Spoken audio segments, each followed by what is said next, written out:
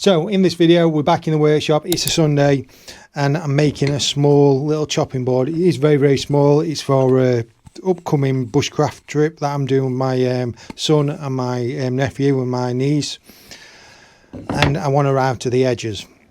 So when I've done other videos and other Instagram things, people's asked me what router I use, and the one I'm using is just a cheap KATSU one. It's a KATSU tool one and it's only $39.99. I put all the spec in the bottom. I'm not going to read through all the spec. I'm just going to show you a little bit in depth of it and show me using it and what you get in the box. Now, when someone saw me using this a few videos ago, I think it was, so you'll have to check it out.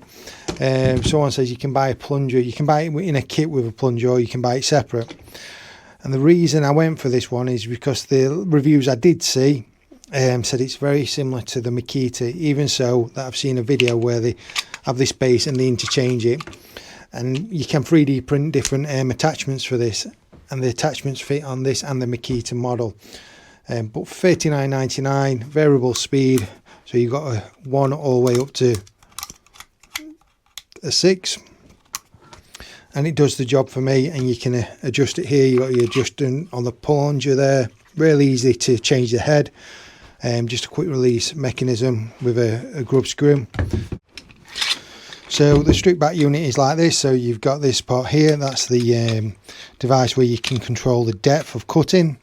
This interchangeable base I have seen on 3D printing Bamboo Labs. You can change this, and it's the same one for the KATSU and the Makita one. And again, I'll put the model they're comparing it to in the description. You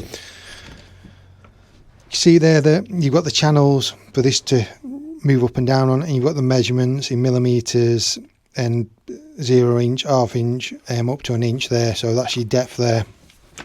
You got a plunger just there, so that plunger there is to stop it spinning, and you get the spanners as well, just so you can interchange the collets at the end.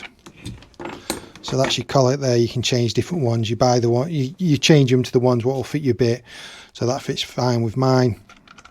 Just hold that in place and it just stops it spinning. However, you do get 2 spanners, obviously 2 different sizes. That's one for the bigger bolt at the top, and the other one to hold it in place there.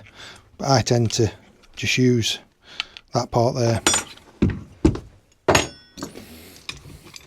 This little part here, it fastens onto this part here, and that's just so you can use it as a slide as such. But I don't use it for that. I just use it as a hand router just for my chopping boards.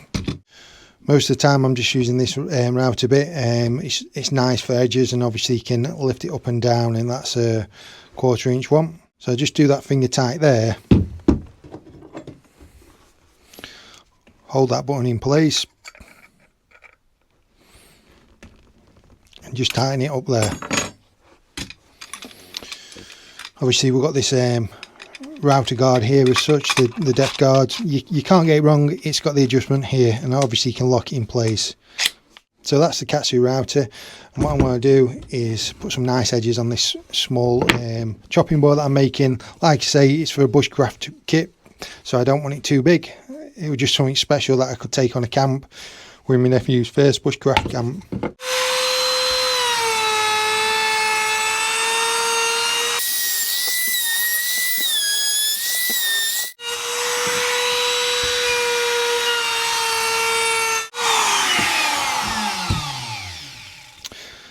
So you can see there, it's done the edges I want it. Obviously I'm going to get the sander, just take these burrs off here. So obviously you can see there I've made a bit of a beginner's error where it's burnt it a bit. So you want to keep the router moving so it doesn't burn it too much. But for $39.99, obviously it doesn't come with the bits. It's never let me down, and it's been a fantastic product to buy. So if you're looking at getting your first router, have a look at one of these. So this is a Palm Router. I'm not sponsored by them by any means, but my channel is just about sharing products that I use and helping people along the woodworking journey.